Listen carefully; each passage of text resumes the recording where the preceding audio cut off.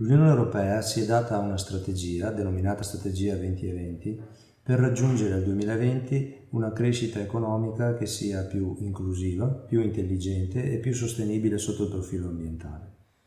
Al fine di raggiungerla ha messo in atto una serie di strumenti sostenuti dai fondi europei strutturali e di investimento. Tra questi abbiamo il Fondo Europeo Agricolo per lo Sviluppo Rurale.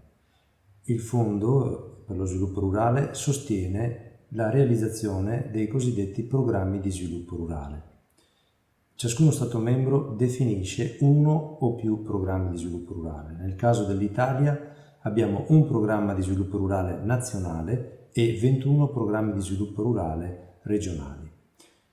Il programma del Veneto ha una dotazione finanziaria di 1.184 milioni di euro. Una quota di 510 milioni di euro è di provenienza comunitaria. 202 milioni di euro vengono stanziati dalla Regione del Veneto, 470 milioni di euro sono stanziati dal Ministero dell'Economia.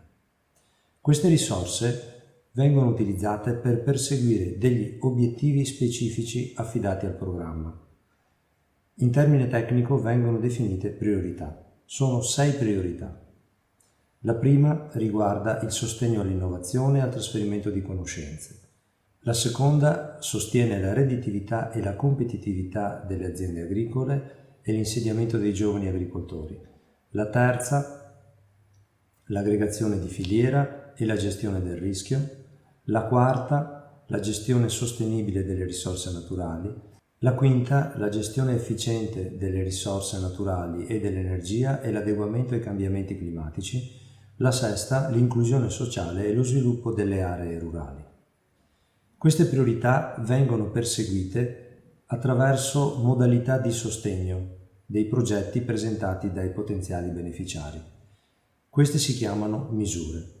Il PSR del Veneto, durante un percorso di partenariato, di confronto con tutte le sigle che rappresentano il settore rurale del Veneto, ha individuato 13 misure.